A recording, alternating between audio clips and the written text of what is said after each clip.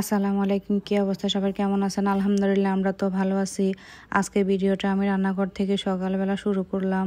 এই যে আমি নাস্তা বানাচ্ছি, সকালবেলা খোলা পিঠা বানাচ্ছি। খোলা পিঠার জন্য আমি এখানে চালের গুঁড়া নিয়েছি, এখানে কিছু নর্মাল পানি দিয়ে ডোটা আমি তৈরি করে নিচ্ছি। তারপরে ওইখানে গরম পানি বসাই দিছি পাশে চুলায়। গরম পানি যখন বলক চলে আসবে, গরম পানিগুলো দিয়ে আমি এখানে চালের গুঁড়া যে ডোটা করছি ওটার ভিতরে অল্প অল্প কিছু গরম পানি অ্যাড করব। ভালো করে এগুলো আমি নেড়ে ছেড়ে নিচ্ছি যেন দলা না পেকে যায়। গরম পানি যেহেতু চালের গুঁড়ার সাথে যেন দলা না পাকে, তাই আমি ভালো করে নাড়তেছি। এগুলো আমি এখানে আরও কিছু গরম পানি অ্যাড করব।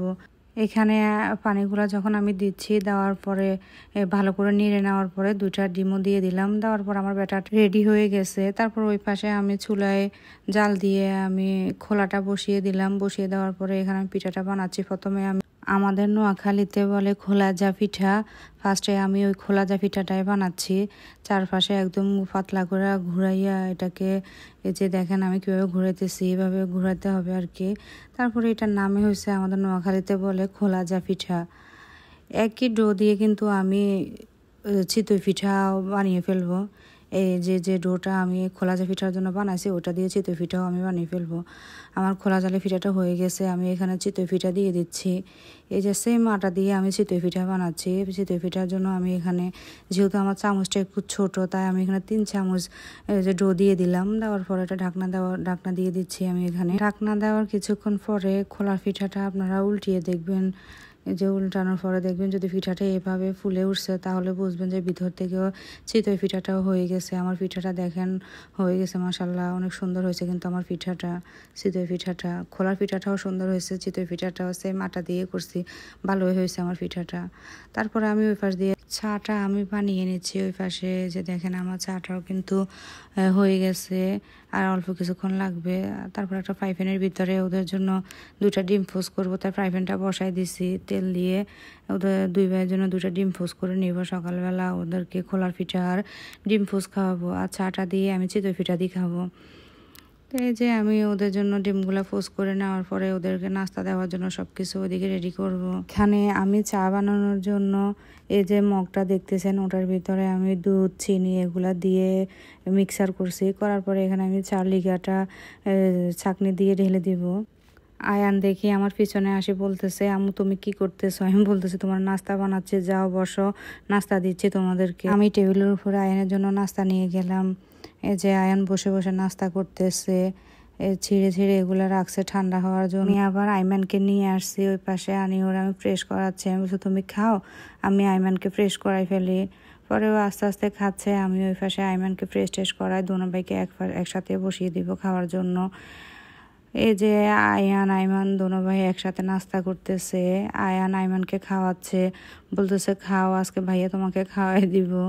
আর আইমান মাশাল্লাহ অনেক চুপ হয়ে ভাইয়ের হাতে খাচ্ছে, কোনো কথা বলতেছে না। ভাই যেমনি বলতেছে অমনি খাচ্ছে।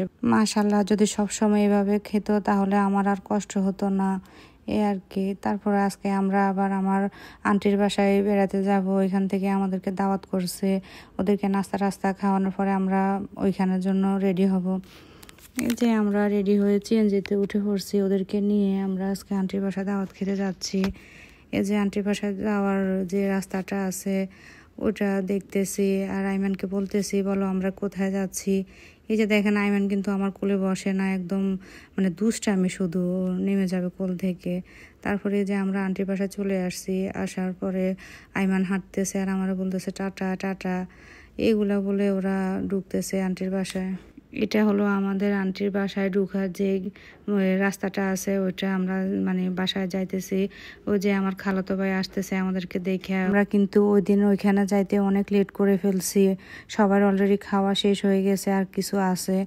তারপরে যে আমরা আন্টির বাসা চারপাশটা আমি দেখতেছি আর ভিডিও করতেছি। ভিডিও আমি শেষ করার পরে ওইখানে খাওয়ার জন্য ডাকতেছে। খাওয়া দাওয়া শেষ করে আইমান, ওই যে দেখেন ওইখানে আন্টির একটা রকিং চেয়ার আছে, এটা আমার আঙ্কেলের, ওইটাতে বসে ও দুষ্টামি করতেছে, নাড়াচ্ছে, এদিক সেদিক করতেছে, ওর কাছে ভালো লাগতেছে। ওখান থেকে উঠতে এসে না, ওইখানে বসছে আমরা বলতেছে দেখো মাম্মি আমি বসছি। আমি বলি হ্যাঁ তুমি দুষ্ট করো, তোমার কাছে ওইটা ভালো লাগে, তুমি ওখানে বসেই থাকো। তারপর আমি ওইখান থেকে আন্টির বাসার চারপাশের ভিউগুলা দেখতেছিলাম, অনেক সুন্দর লাগতেছে। ভিউগুলা। তারপরে ওই যে আন্টির বাসার ভিতর দিয়ে কিন্তু সিঁড়ি আছে, সিঁড়ি দিয়ে ছাদের উপরে উঠা যায়। আন্টিদের বাসাটা কিন্তু অনেক আগেকার বাসা। এই যে সিঁড়ি দিয়ে উঠলে এখানে দোতলার উঠার পাশে এখানে একটা জায়গা আছে, এই যে এখানে দোলনা দিছে। দোলনা অনেক সুন্দর, বাসাটা আসলে অনেক আগেকার বাসা তো। আগেকার বাসা হলে কি হয়েছে, কিন্তু ডিজাইনটা অনেক সুন্দর হয়েছে ওদের, ডুপ্লেক্স সিস্টেম বাসা ওদের। আমি নিচে আসলাম, আসার পরে দেখতেছি এখানে আমার আন্টিরা সবাই মিলে ঝুনি পিঠা বানাচ্ছে। আমার খালাতো ভাই বিদেশ চলে যাবে, ওই কারণে ওরা দেওয়ার জন্য এখানে সবাই একসাথে ঝুনি পিঠা বানিয়ে নিচ্ছে। এখান থেকে কিন্তু আজকে আবার আমরা আমার নানার বাসায় যাব বেড়ানোর জন্য। এই যে আইমান রেডি হয়েছে। আয়ান জানি কোথায় ছিল তখন, আমি জানি না। পরবর্তীতে কিন্তু আয়ানও চলে আসছে। আইমান রেডি হয়ে আন্টির দেবরের ছেলের এই যে রিক্সা, না এটা সরি এটা রিক্সা না, এটা একটা সাইকেলটা নিয়ে দুষ্টামি করতেছে। এই যে আয়ানা চলে আসছে, ওর সাথে আয়ানা দুষ্টামি করতেছে। দোনো ভাই সাইকেলটা পাইয়ে অনেক খুশি ওরা। আইমানে চালাচ্ছে, আইমান বলতেছে দাদা বসো, কিন্তু এটাতে কিভাবে বসবে। আয়ানে বলতেছে আমি তো বসতে পারবো না, তুমি এটা চালাও, আমি আছি তোমার পিছনে। এইগুলা দুষ্টামি করতেছে দোনো ভাই একসাথে হলে যা হয়। আয়ানকে বলছে আসো তোমাকে আমি রেডি করাই দিই। আয়ান বলে যে না আমি রেডি হব না, ওইখানে যাই একসাথে আমি গোসল টোসল করে তারপরে রেডি হব। কারণ আমরা আন্টি বাসা থেকে যাইতে যাইতে কিন্তু অনেক লেট হয়ে যাচ্ছে।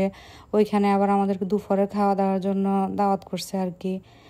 আয়ানকে যেভাবে আছে ওইভাবে শুধু জুতা পরাই দিছি। ওরা বলছে চলো, আমার থেকে গাড়ি গোটা নিয়ে টানিয়ে চলে যাচ্ছে, বলছে তুমি আসো। আর ওর পিছনে দেখেন ছোটটা শুধু দৌড়তেছে আর দৌড়তেছে, কি পরে নাকি দৌড়ে শুধু দাদা যেভাবে যাইতেছে ওইভাবে চলে যাচ্ছে। এই যে আমরা সিএনজির ভিতরে সব ছোট ছোট ভাইদেরকে নিয়ে আমরা যাইতেছি নানুদের বাসায়। এখানে আমার আন্টির ছেলেরা আছে, সবাইকে নিয়ে আগে সিএনজিতে আমরা চলে যাচ্ছি। পরবর্তীতে সিএনজিটা আবার আসে, আমার আন্টি আমার মামানি আমার আম্মু ওদেরকে নিয়ে যাবে। এই যে আমার নানার বাড়ির যে রোডটা, এটা হচ্ছে আমার নানুদের বাসা আর কি। এই যে আমরা ঢুকতেছি, মাশাল্লাহ আমার নানুদের বাসাটা কিন্তু অনেক সুন্দর। এই যে এটা ঢুকতে ওদের গ্যারেজে যে নিচের ইয়েটা, ওটাও কিন্তু টাইস করে অনেক সুন্দরভাবে করছে, এটা আমার মামা। আমরা উপরের দিকে উঠে যাচ্ছি, উপরের সিঁড়ি এখানে জায়গা রাখছে। পরবর্তীতে ওনারা এখানে লিফটের সিস্টেম করবে পাশে, জায়গাটা অনেক বড় করে রাখছে। এই যে আয়ান আগে ঢুকে গেছে, আইমান আবার আমার কাছে আসতেছে। পরে আমি বলছি তুমিও ঢুকো। আমার খালাতো ভাইরা আমরা সবাই একসাথে আসছি, ওরা আসছে সবাই ঢুকে গেছে। এই যে আইমানও ঢুকতেছে, ঢুকে ওরা ওইদিকে চলে গেছে। আমি দেখতেছি আর কি, বাড়িটা আসলে অনেক গোছানো, মাশাল্লাহ দেখতে অনেক সুন্দর। আয়ান হাসতেছে, আমি ভিডিও করতেছি দেখে। তারপর আমি ওইদিকে গেছি, দেখতেছি কি রান্না করছে। এখানে রোস্ট রান্না করছে, ভাত ছিল, পাবদা মাছ ছিল, তারপরে এখানে বেগুন ভাজি করছে, এখানে গরুর মাংস দিয়ে আলু দিয়ে রান্না করছে, তারপরে এখানে ছিম রান্না করছে। সবগুলো রান্না কিন্তু অনেক মজা হয়েছে আসলে। আর আমার মামানির হাতের রান্না কিন্তু অলওয়েজ ভালোই হয়, ওনার সবগুলা রান্নাই ভালো হয়েছে। এগুলা দেখার পরে খাওয়া দাওয়া করছি, খাওয়া দাওয়া শেষ করে এই যে আইমান ঘুমাবে, ওই কারণে ওরা নিয়ে আসছি, ওরা নুডলস পাক করে নুডলস খাওয়াইছি। এই আর কি, আজকের ভিডিওটা এই পর্যন্ত। আসসালামু আলাইকুম।